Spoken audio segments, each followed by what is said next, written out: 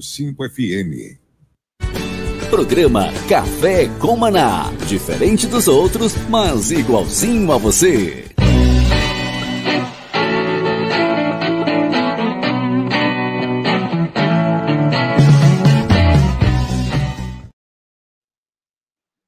Shalom, graça e paz a todos. Bem-vindo ao programa Café com Maná, o programa que vem do céu para a sua vida, para o seu coração todos os dias. Eu sou o pastor Kennedy Prado, junto com um grupo de amigos, irmãos, bispos, homens de Deus. Vamos fazer um programa do céu para a sua vida, para o seu coração. Obrigado pelo carinho, obrigado pela audiência, obrigado por você nos seguir, nos amar, nos acompanhar, às vezes até discordar e nos tolerar, mas seguimos juntos em Cristo Jesus. Deus abençoe a todos que estão me ouvindo no Rio Grande do Sul. Tchê, barbaridade, terra linda, abençoada.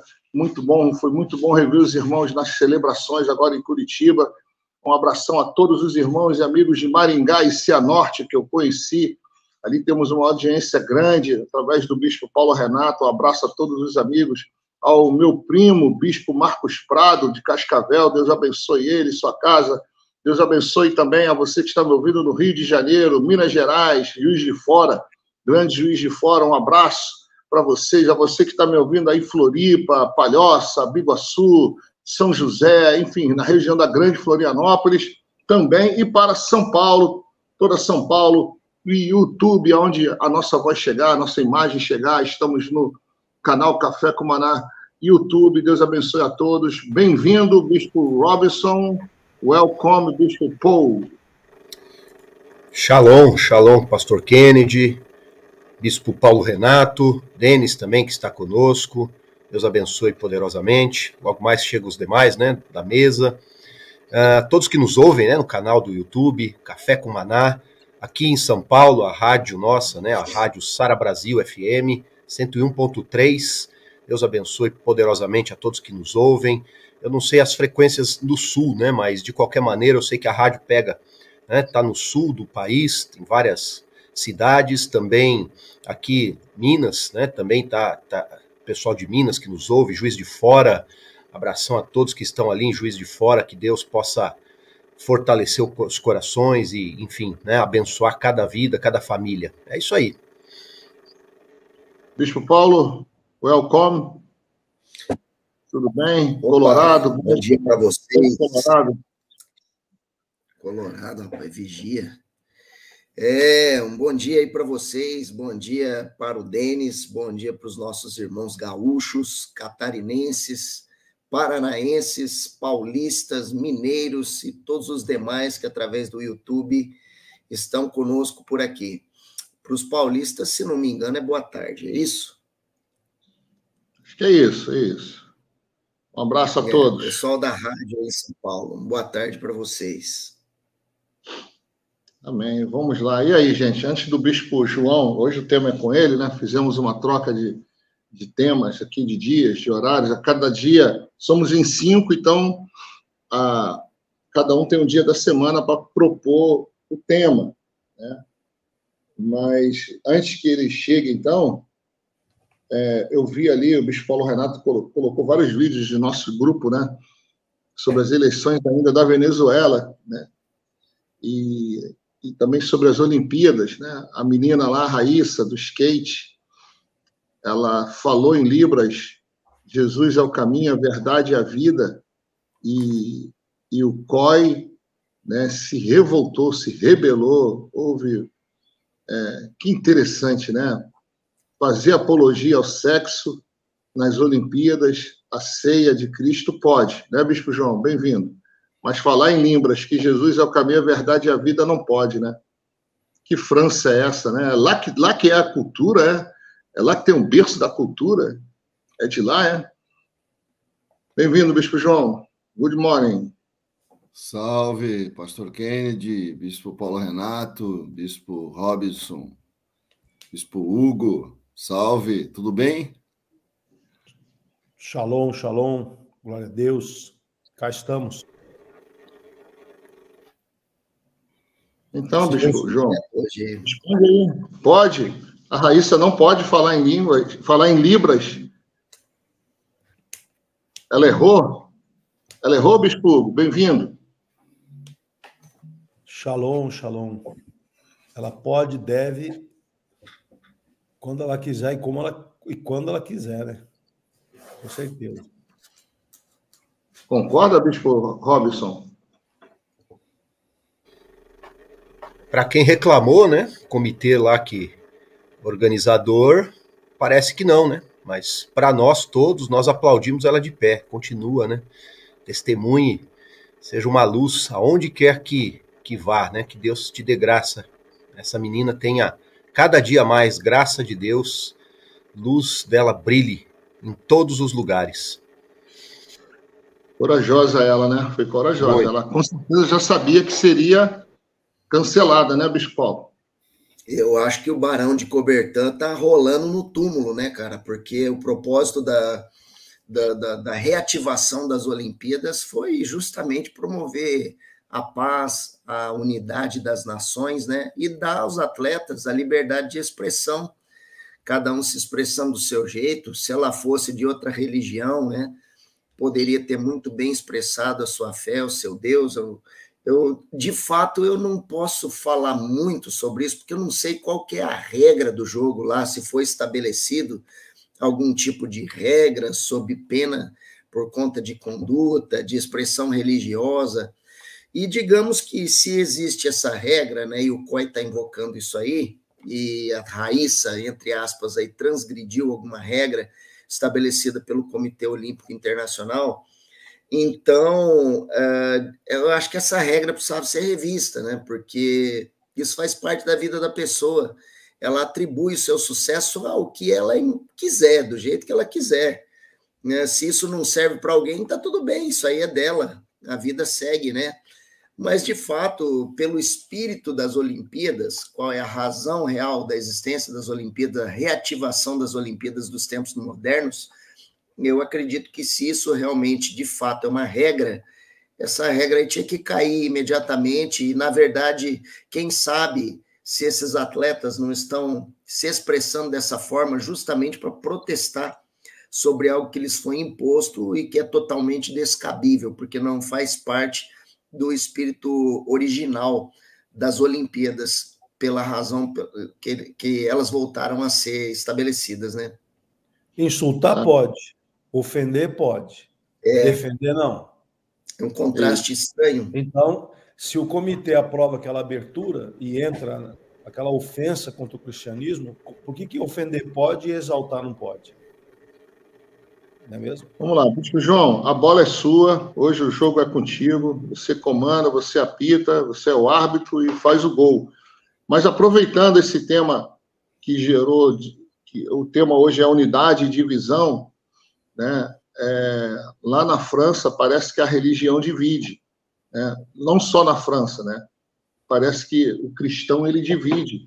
Essa é a mensagem subliminar não, transparente que fica, né? Nós estamos dividindo, não queremos ser iguais a eles. Fica essa mensagem assim, né, no ar, né? E aí é contigo. Já que nós vamos falar de unidade e divisão, eu passo a bola para ti, Bispo.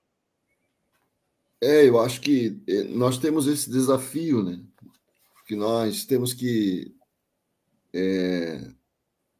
viver em comum, né? Manter um espaço em que a gente possa conviver, né?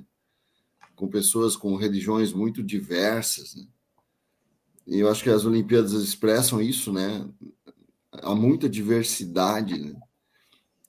E ao mesmo tempo a gente tem que manter uma certa unidade para poder conviver, né?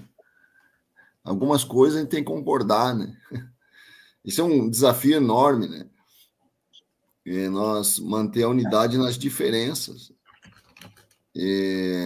E não é só no mundo, né? Não é só na sociedade. Quando você vai na escola, onde estiver, você tem que manter a unidade, né? Apesar das diferenças, né? Hoje as famílias enfrentam isso, né? Muita diferença de opinião política. Alguns se convertem, outros não. É muito difícil hoje você não ter uma família em que não tem uma pessoa evangélica, né? Como manter unidade nos relacionamentos? Esse é o tema, né, que eu gostaria de explorar, né? Apesar de todas as diferenças. A universidade, a palavra universidade é a junção da palavra unidade e diversidade, né? São diversas disciplinas numa unidade, né? E a família também não deixa de ter esse caráter, e principalmente a igreja, né? Como fazer, então? O apóstolo Paulo fala no livro de Efésios para a gente fazer todo o esforço, né, para manter a unidade do Espírito no vínculo da paz. Então, se ele fala que é para fazer todo o esforço, ele já mostra que não é fácil, né? Já que tem que haver um esforço, né, para você manter a unidade, né? Então, a questão que se levanta para nós é como fazer, né, para manter a unidade, não permitir que as coisas se desagreguem, como fazer para manter a unidade na família, nos relacionamentos, nas diferenças tão grandes, né, que existem hoje em termos de política, em termos essa nova proposta de sexualidade, né? A gente fica meio perdido, né? Porque às vezes na mesma família você tem opiniões muito contrastantes, né? Na igreja, nós vemos aí a Igreja Católica sofrendo, né, para conseguir manter a sua unidade, numa crise, talvez uma das maiores crises que a igreja enfrenta nas últimas décadas por conta dessas questões de sexualidade, né? Como manter a unidade nos relacionamentos, né? Como manter esse vínculo, né, na igreja, evitando que as coisas se desagreguem, né? Evitando que haja divisão na igreja. O que vocês acham? O que você acha, Kennedy? Complexa pergunta. Parece fácil, mas não é. Igual aquele comercial antigo do Denorex, né? Parece, mas não é. Esse é antigo mesmo, hein, Kennedy?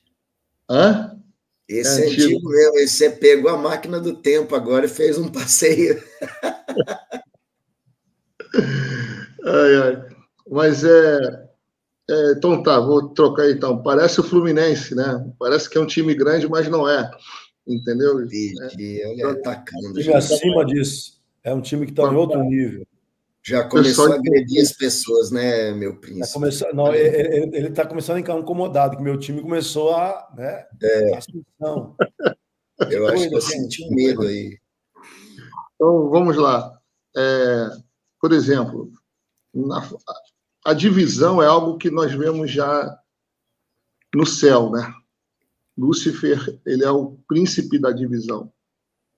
Ele é o rei da divisão. Toda divisão tem origem nele. Teve origem nele. Por não aceitar a sua posição, o seu lugar, e ele usurpou, ele quis ser como Deus. Ele quis ser o que não era. Então, ali ele caiu. Então, toda divisão tem uma origem espiritual, na mente humana, na sociedade, na família. E o propósito de Deus é a unidade, né? Jesus e o Pai, eu e o Pai somos um, revela isso. A igreja é um corpo que deve andar unido, né? Então, nós vemos um outro princípio, a família, né?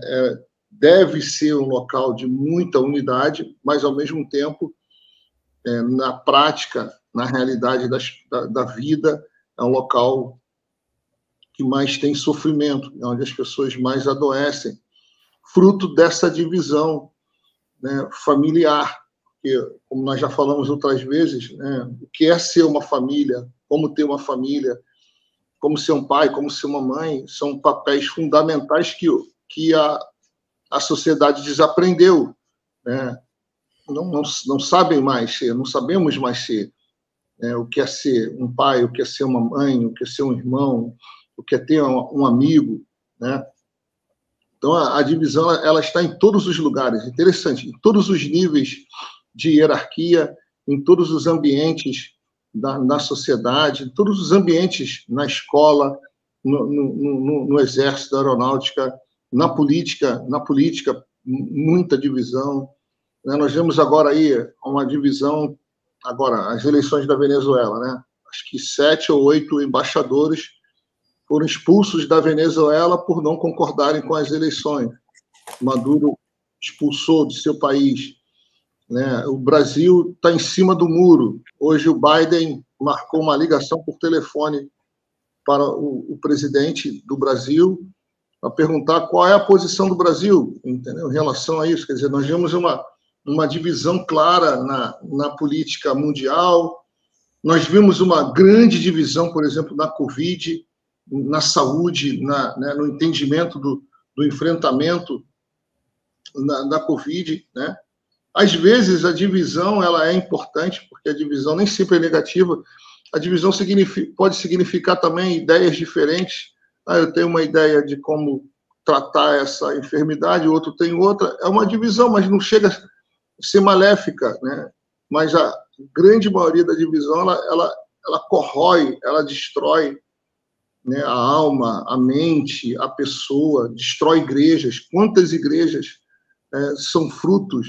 Alguns membros nem sabem que a sua igreja se originou porque um líder discordou de uma pregação ou de uma palavra e resolveu abrir a sua própria igreja.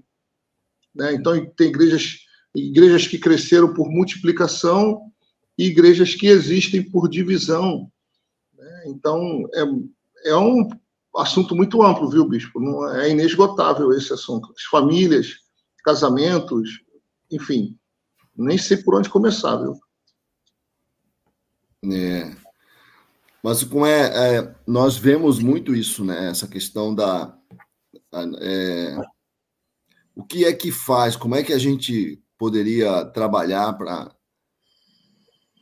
fomentar, né, a unidade na igreja, principalmente na igreja, né, que nós vemos, a igreja sofre muito com a falta de unidade, né? E talvez porque as pessoas não entendam, né, que cada um deve ser, né, um guardião da unidade. Eu estava falando sobre isso ontem aqui com os irmãos, né, que trabalham, né, o pessoal da cooperação e tal, né,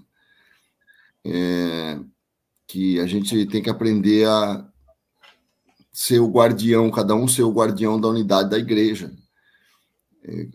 naquela linha do que Caim fala, né? Por acaso sou eu o guardião do meu irmão, né? Se a gente entender, né, que cabe a cada um ser o guardião da unidade, eu acho que a gente ajuda, né? E como é que a gente podia ser o guardião, né? De que maneira a gente podia ajudar, né? Cada membro, cada líder, né? Compreender o seu papel, né? Na promoção da unidade da igreja. Bispo Robson. Nós temos uma única fé, um só Espírito, e nós precisamos entender isso e fortalecer isso. Então, um propósito, uma visão, um só Senhor, um só batismo. Dentro da igreja, esse tem que ser o nosso papel, fortalecer a unidade.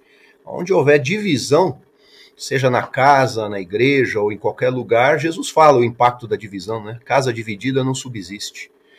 Então, propósitos são enfraquecidos, igrejas são enfraquecidas, casamentos enfraquecidos, relacionamentos enfraquecidos, empresas, negócios, né, sociedades.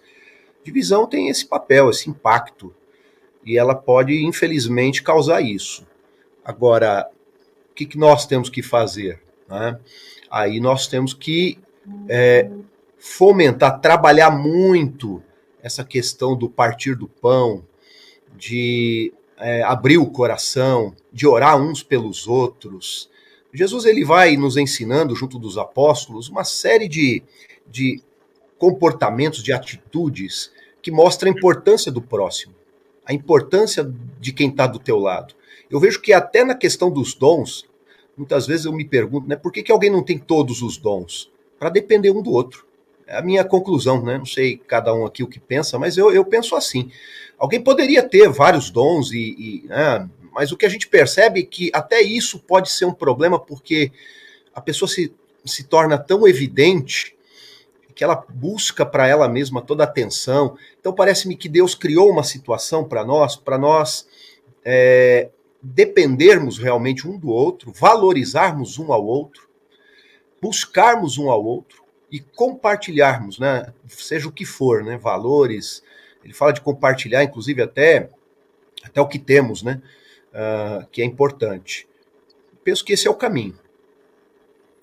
Nós temos uma das instruções, né, que nós recebemos para você manter a unidade, né, é a gente focar nas coisas que nós compartilhamos, né, e não nas nossas diferenças, porque as diferenças são muitas, né? Cada um tem um. Lá na minha igreja, por exemplo, tem uma cruz assim atrás do altar, e já tem gente que não gosta de cruz na igreja. A Jussara coloca uns quadros, tem gente que não gosta dos quadros, tem sempre alguém não gosta disso, não gosta daquilo, né? E é normal, né? São preferências, cada um tem sua preferência. E o ideal é a gente focar não no que não nas diferenças de preferências que nós temos, né? Mas focar nas coisas que nós compartilhamos, focar nas coisas que nós temos unidade, focar nas coisas que nós temos em comum, né? Como é que nós podemos fazer isso, Paulo Renato? Como é que nós conseguimos andar juntos apesar das nossas diferenças? Por exemplo, na Sara Nossa Terra, né? Tem gente muito diferente, né? A gente não pensa igual em todas as coisas. Como é que a gente pode trabalhar esse processo? Interessante, né? Mas a gente anda junto, né? Por incrível que pareça, a gente anda junto. Essas divergências de linha de pensamento, né? E visão, inclusive, acabam não tendo a força para poder dividir da forma como que talvez fosse esperada dividir. Pelo contrário, a gente continua seguindo e andando junto. Inclusive, há muito tempo, eu não falo só de nós aqui, eu falo assim de todo o time, né? De vez em quando tem um ou outro aí, em tudo que é lugar, não é só na Sara, em outra igreja, ou nas empresas, ou nas sociedades comerciais, infelizmente também nos casamentos, né?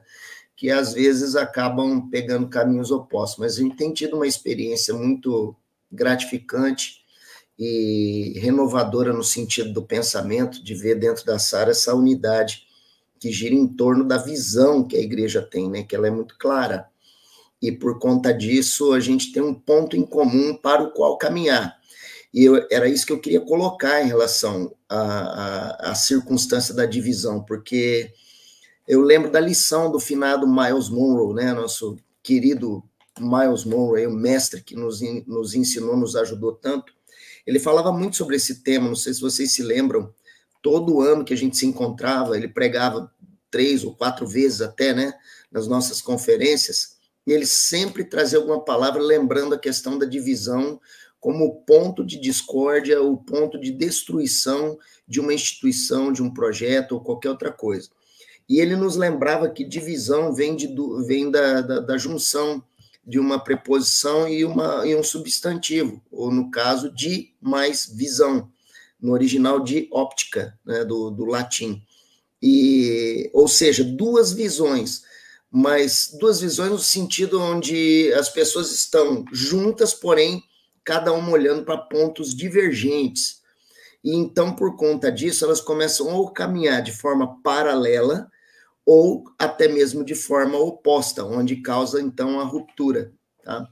E a unidade, para que ela possa estar ali firme, né, tem que ter não divisão, tem que ter visão, uma só ótica, um só ponto convergente, um só ponto em comum. E eu entendo que esse ponto, ele pode existir via acordo, de acordo com a palavra do Senhor, Amós capítulo 3, versículo 3. Como poderão andar 2 juntos se não houver entre eles o acordo?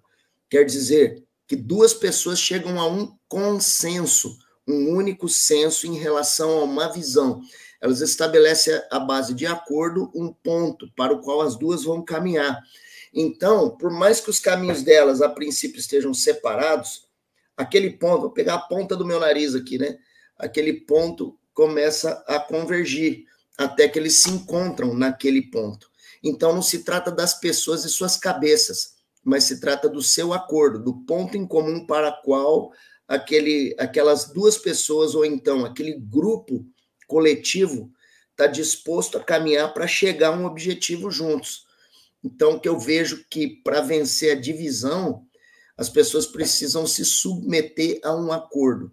E esse acordo que marca um ponto. Esse tem sido o sucesso da Sara Nossa Terra. Esse tem sido o sucesso do meu casamento, que já perdura por 28 anos. Aliás, foi graciosamente abençoado pelo nosso querido irmão aqui, Bispo Hugo, que impôs suas mãos abençoadas sobre meu casamento e da Quênia, junto com a Bispa Vânia. Eu tive essa honra, né, de ser abençoado, ministrado por eles, e esse casamento perdura até hoje, né? Nunca tivemos problema a ponto de chegar a uma divisão por completo, embora muitas vezes haja divergências de ideias, mas aquele ponto em comum faz com que a gente caminhe junto, procurando aquele mesmo objetivo. Só para finalizar a minha fala, eu entendo também que as pessoas precisam ter consciência de qual é o seu papel dentro da relação. A Bíblia fala sobre hierarquias, né? Por exemplo, na Sara Nossa Terra, a gente tem total liberdade de opinião. O Bispo Rodovalho nos dá total liberdade de opinar. Obviamente que ele e o conselho, do qual o Bispo Hugo faz parte também, né, do Conselho Nacional de Bispos, ele e o conselho chegam a um consenso em relação àquelas ideias que foram colocadas. Se aquilo realmente vai agregar e somar para a instituição, para a causa da instituição. E aí, então, obviamente, todos vão abraçar aquela causa como se fossem de um só. Né? Se não for interessante, se for causar qualquer prejuízo ou causar qualquer tipo de desgaste, então, muito obrigado pela ideia, mas ela não vai ser aproveitável, né? Da mesma forma no casamento, o homem tem que se posicionar. Da mesma forma na igreja, não é a membresia que vai prevalecer a visão do pastor, é o pastor que precisa prevalecer com a visão, claro, como homem de Deus, reto na palavra do Senhor. Então a Bíblia estabelece isso. Na empresa, a empresa tem um dono, é o dono que sabe para onde está levando. Então o funcionário precisa se adequar àquela visão. É assim que eu entendo, espero que possa ter contribuído. Fala, Hugo. Eu acho que o desafio, né, é nós percebermos quais são os inimigos da divisão. E hoje nós convivemos... Da unidade. Né? Desculpa. Os inimigos da unidade. E que promovem divisão, é verdade, desculpa aí. Esses inimigos, né, que nós percebemos, eu acho que se eles são identificáveis, né, e deixado claro para aqueles que fazem parte de uma unidade, eu acredito que isso coopera para que haja um fortalecimento da unidade. Eu tenho buscado, pelo menos a igreja que eu pastoreio, né, e a regional também que eu dirijo, eu tenho buscado fortalecer nossos pontos, nossas crenças comuns, né? As crenças comuns de um grupo ou de uma equipe devem ser fortalecidos para que nós possamos convergir, como disse Paulo Renato, nos pontos comuns, né?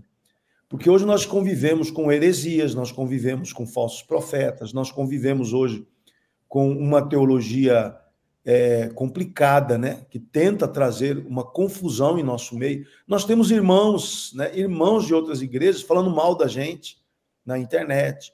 Então, nós convivemos hoje com vários fatores que são inimigos da unidade. E eu creio que o líder, né, ele deve trabalhar incessantemente, juntamente com seus líderes, porque, na verdade, a igreja, ela reflete a compreensão e a ação da liderança dela. E não é só do pastor, é a equipe do pastor, a equipe, nós que temos grupos pequenos, né, nas nossas igrejas, que nós chamamos de células, nós precisamos unificar a visão desses líderes de célula, fortalecer a visão. Né? Ontem, por exemplo, eu tive a reunião com eles, com todos os líderes de célula, eu faço essa reunião mensal.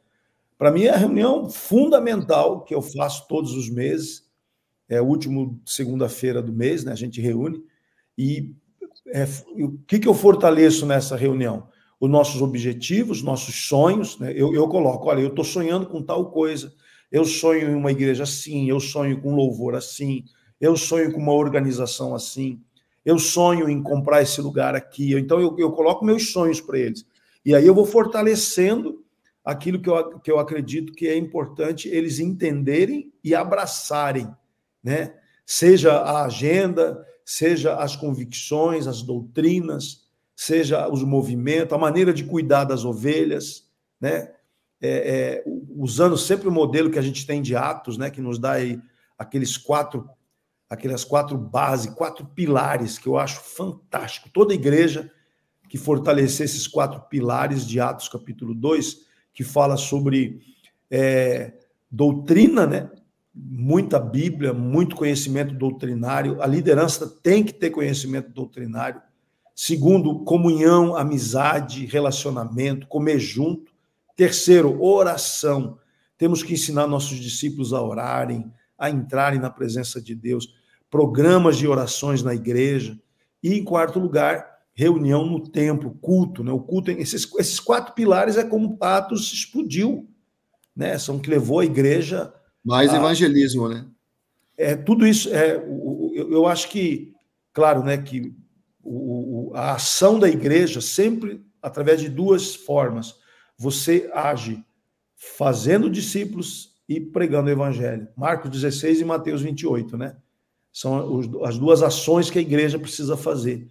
Mas quando eu digo esses 4 pilares, João, eu digo para respeito de produzir unidade, né? Porque se a igreja tem doutrina clara, né, agora, se você deixa a doutrina solta, só refém do púlpito, você vai ter problema com a tua igreja. Porque o púlpito não é suficiente para ministrar e para ensinar a doutrina, a tua membresia e principalmente aqueles que ensinam na igreja.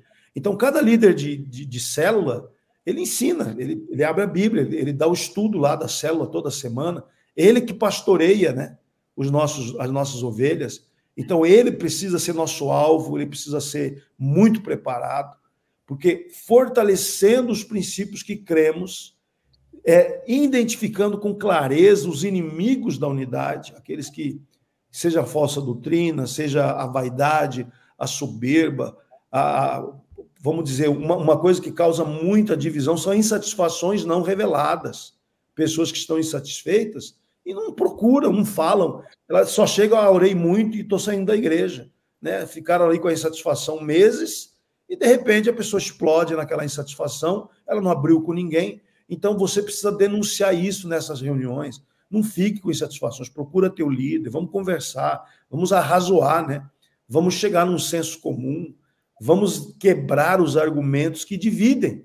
Eu creio que essa é uma forma saudável de se produzir unidade. E eu acredito muito, né, que a firmeza de um líder, como nós vemos, uma coisa que eu estava falando ontem para os meus líderes, é a firmeza do Bispo Rodovalho e Bispa Lúcia, os cabeças, né, da Sara Nossa Terra.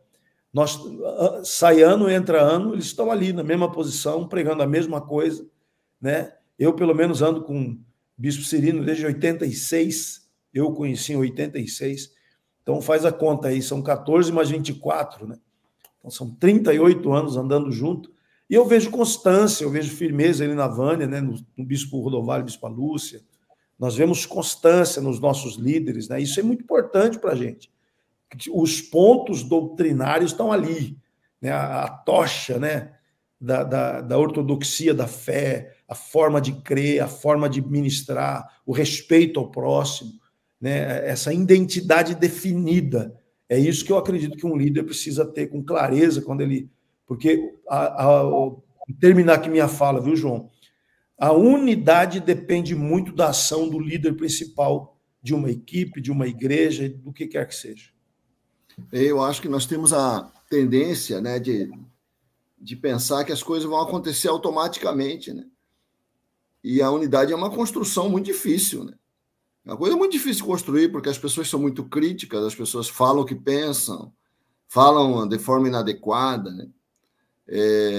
Como fazer isso de forma proposital, né? Eu acho que o líder tem que ser muito intencional na construção disso, né? E aí, Kennedy, como é que a gente faz para ser, você como líder, né?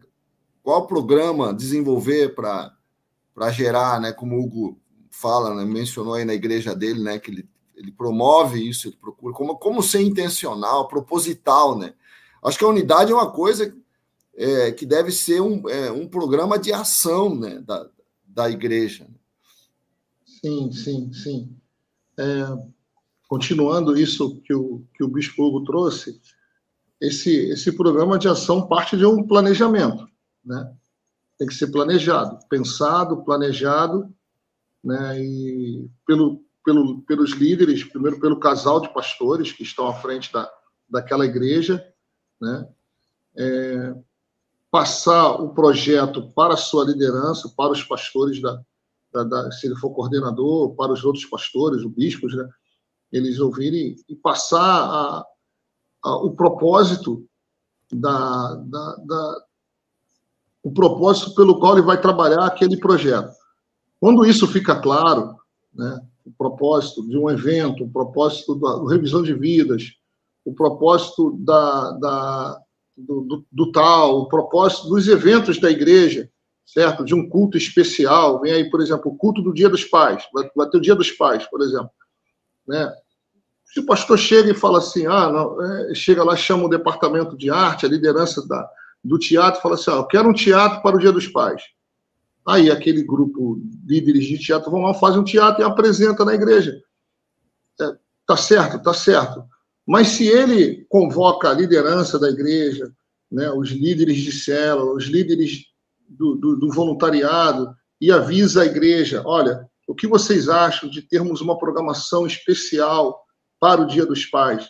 Vamos trabalhar o convite para os pais. Arena, ele trabalhar no Arena, olha, no domingo, nós vamos fazer uma programação para o seu pai estar aqui, te abraçar, se converter, chorar, vai ter um propósito de unidade. Aí ele trabalha ali o último versículo de Malaquias, né, que nos últimos dias o coração dos pais se converterão aos filhos. Então, quando o líder ele consegue mostrar esse planejamento para toda a liderança, aí quando ele fala na igreja, a liderança já comprou a ideia, já comprou o projeto, já entende o coração do líder, do pastor, vai ser outro resultado, vai ser um resultado muito maior do que apenas o pastor chegar para o líder do teatro e falar assim, eu quero uma peça teatral no Dia dos Pais. Então, realmente tem que ter essa intencionalidade, esse propósito, ele tem que pensar, planejar, executar. Por exemplo, eu converso aqui com a Célia, né? A Célia é extremamente executiva, né? Ela é extremamente organizadora. Eu penso, eu tenho a ideia do projeto, mas na execução do projeto eu sei que eu não sou bom. Então, a primeira pessoa que tem que comprar uma ideia minha é a Célia, porque se ela compra, ela sabe colocar em prática o projeto. Então, eu falo assim, Célia, eu estou com esse projeto no meu coração. Ela fala, olha, Kenny, eu acho que não vai dar certo. Ela fala, por isso. Aí eu falo, olha, você acha que nós fazermos isso? Ela fala, gostei. Aí ela, por quê? Ela falou, não, isso vai dar, eu já vejo esse tal resultado. Então, eu tenho a ideia, eu planejo, mas a execução é com ela. Ela tem esse feeling, ela é mais diplomática, ela é mais carismática, então ela consegue envolver mais. Então, até nisso, o líder ele tem que pensar, porque tem pessoas, por exemplo, na igreja que, se você colocar na recepção, ela vai fazer as pessoas fugirem, porque ela não é receptiva. Então, você tem que colocar alguém ali que goste de abraçar, que goste de sorrir, que vai apertar a mão. Como nós vimos lá na celebração, o bispo Cristiano, né, partiu dele, ele viu isso em Brasília, ele desenvolveu um método de recepção que as pessoas que foram da minha igreja ficaram impressionadas, né, ali com a recepção, aquela maneira de recepcionar. E eu falei para eles, olha, lá na igreja de Balneário, eles fazem isso em todo culto, né, a recepção é alegria, já é uma festa, tem cafezinho, tem chá, tem gente cantando, várias placas, bem-vindo. É impossível alguém já passar por um meio daquela recepção e já não ser tocado por um ambiente de alegria. Então, realmente, tem que ser bem intencional, muito intencional, sabe? Essa palavra é bem e projetar, e saber executar esse planejamento. Aí sim, aí nós conseguimos fazer projetos, eventos que vão gerar unidade, vírgula. vírgula, contudo, no entanto, né? Preposição. Sabendo que sempre estarão no nosso meio aqueles que vão discordar, né? Sempre vai acontecer, sempre vamos ter um ou outro na oposição, sempre vai ter um ou outro que vai criticar, e o líder ele tem que ser muito saudável para passar por cima disso, não deixar isso atingir, porque o pastor tem que ver o final, o propósito final desse projeto, que é promover a unidade na igreja. É maravilhoso conseguir isso, é diário, isso não vai terminar nunca, é diário, né? Porque também é espiritual, mas a gente tem que trabalhar dessa maneira, bem intencional. Quando você estuda uma instituição, por exemplo, né?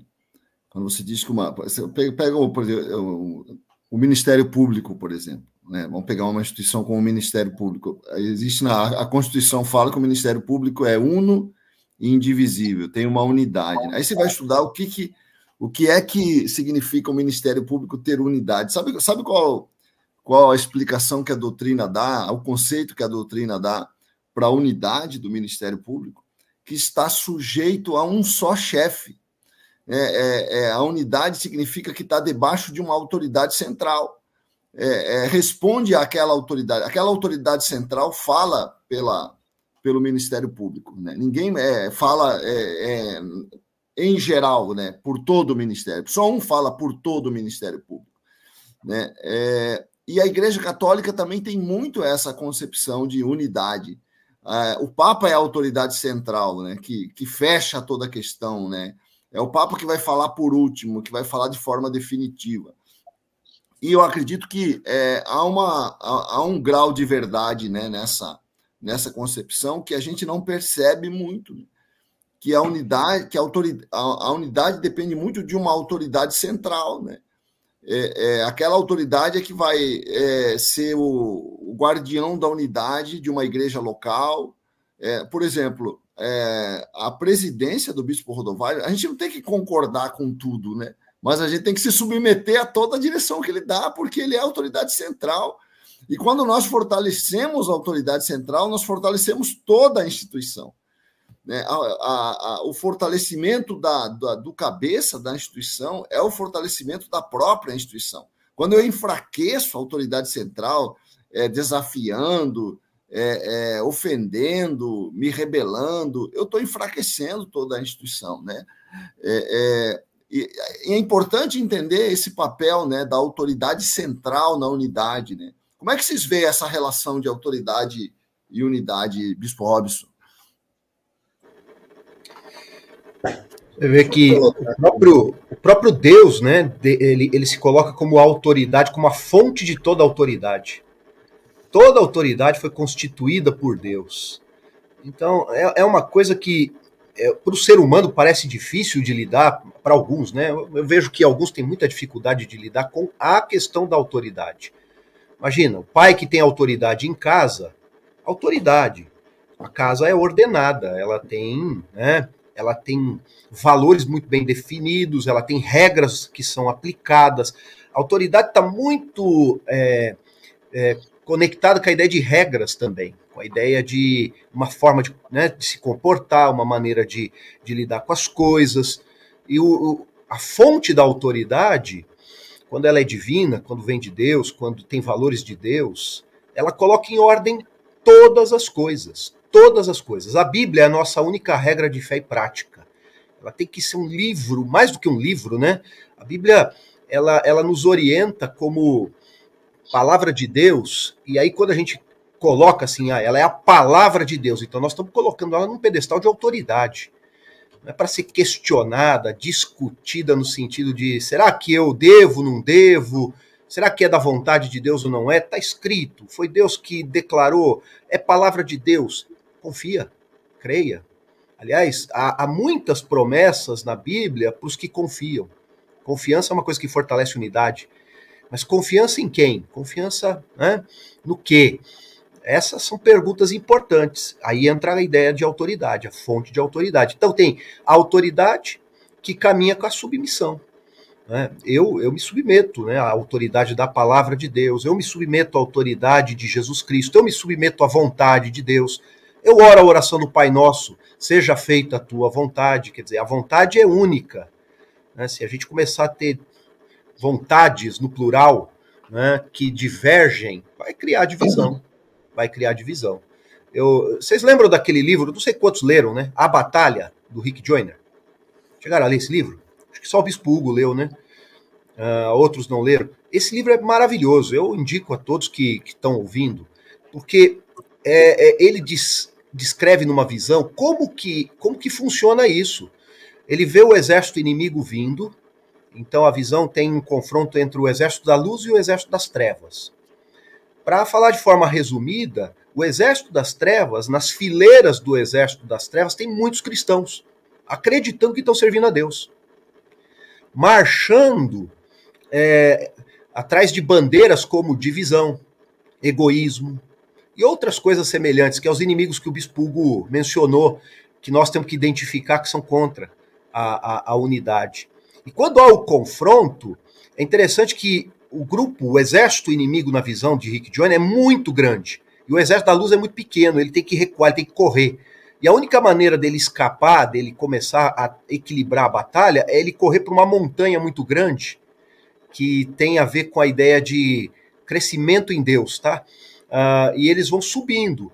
O patamar, olha só, o patamar em que flechas e lanças do exército inimigo não atingem esse povo que está batalhando, que é o povo de Deus, chama-se patamar da unidade. Eles têm que subir a montanha até chegar nesse patamar, para não serem mais atingidos. Isso é tudo simbólico, mas tem um fundo tão profundo de verdade, né, que o crescimento e a maturidade, o crescimento em Deus passa pela ideia de unidade. E essa questão da unidade tem muito a ver, sim, com a autoridade, né, com a compreensão de quem é o nosso Senhor, de como ele organizou a igreja, de seus valores, da sua palavra. Isso é fundamental. Mas, ao mesmo tempo, né, Deus não está aqui, né, fisicamente, né, para a gente se submeter a ele. Né? O que nós temos são pessoas. Né? Eu acho que isso as pessoas não entendem. Não, eu me submeto a Deus. Né? Não, peraí, mas Deus não... Como é que você vai se submeter a Deus? Porque Deus não está aqui fisicamente. O que nós temos são as estruturas humanas. Né? É por isso que em Romanos 13 fala, né, que toda autoridade procede de Deus. Porque as autoridades estão Deus está humanamente representado pelas autoridades, né? Deus exerce a autoridade através dos homens, porque Deus não exerce fisicamente a autoridade dele hoje, né? Deus impõe a autoridade dele através dos homens. E nós vemos o enfraquecimento da autoridade hoje no mundo, né? Essa postura de rebeldia, de ofensa, de independência muito forte, inclusive na igreja, né? Para mim foi muito, muito bom ter... Eu sempre fui uma pessoa que gostava muito de ser independente, de falar o que eu penso. E depois eu fui, né? A idade vai trazendo um pouco de experiência, né? Eu fui percebendo que isso não constrói nada, não serve para nada, né? Você opinar de forma irresponsável, né? Sem pensar nas consequências da expressão da tua opinião, desafiar a autoridade, né? Não, o fortalecimento da autoridade é muito importante para mim. É muito importante para mim que meu líder seja forte, seja respeitado, né? Sabe, é interessante, né? A Sara Nossa Terra às vezes faz isso intuitivamente, né? Mas é importante fazer isso. É importante você fortalecer a autoridade, né?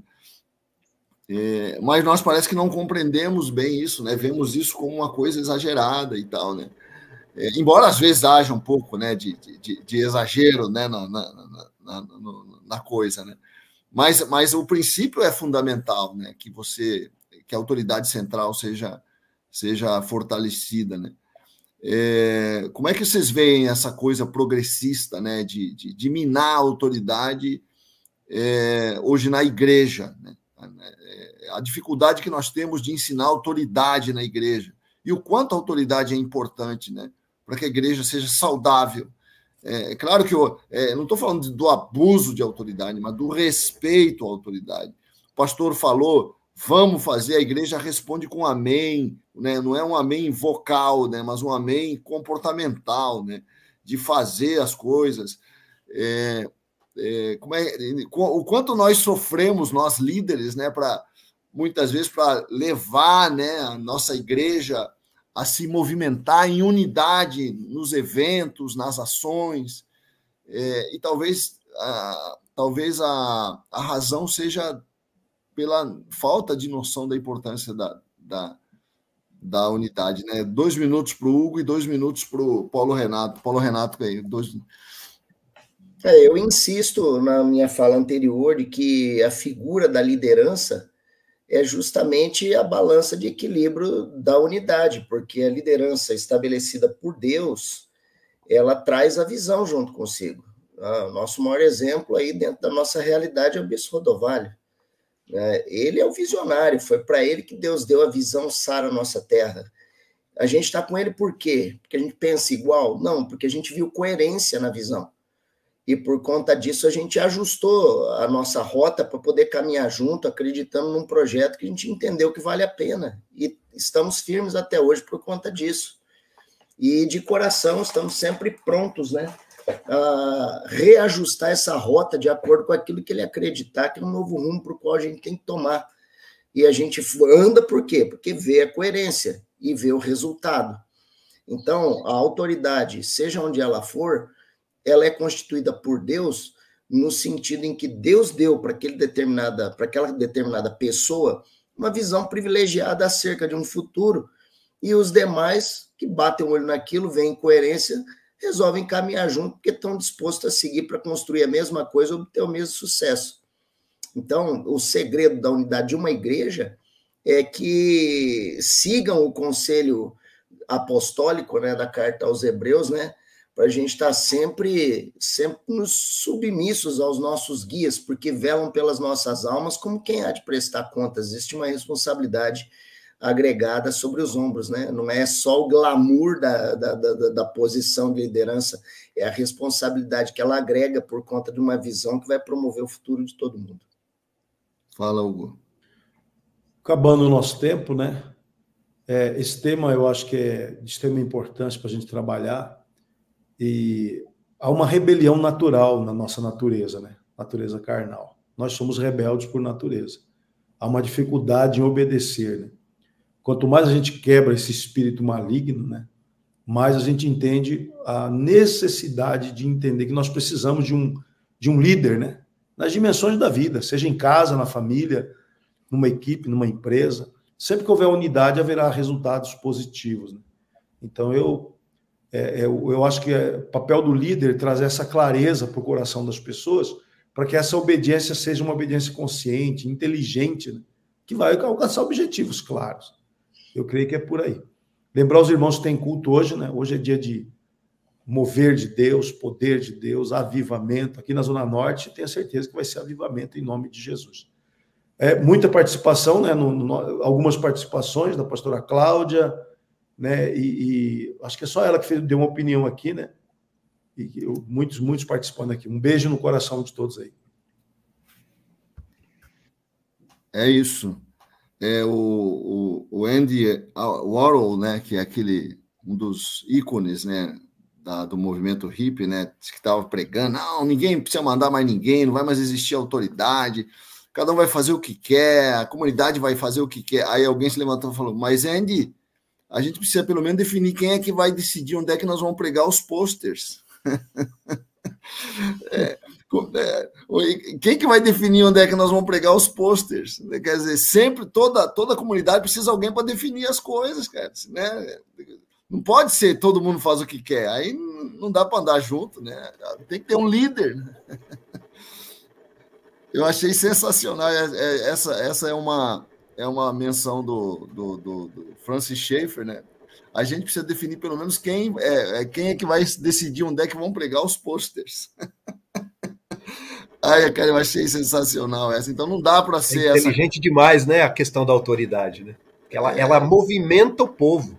Não tem o líder é o que movimenta todo mundo. Juntou duas pessoas, alguém tem que definir onde é que um vai dormir, outro vai, né? Não tem como, cara. Tem jeito. Então é isso. Hoje, dia de culto, na Comendador Castro 553, em Ipanema. Deus vai estar lá. 7 horas já estamos lá orando. Nós estamos em jejum, porque nós vamos ter uma revisão de vidas daqui a 2 semanas. O jejum é fundamental, hein, gente? Para preservar a unidade também. A oração e o jejum. Fala, pastor Kennedy. Não, falar para o Bispo Hugo seguir o líder, continuar nos seguindo. Tá? Os últimos serão os primeiros. Abre o olho, hein, Kennedy? Abre o olho, hein? É isso. Um grande abraço a todos. Um grande abraço. Deus abençoe eles. Programa Café com Maná. Diferente dos outros, mas igualzinho a você.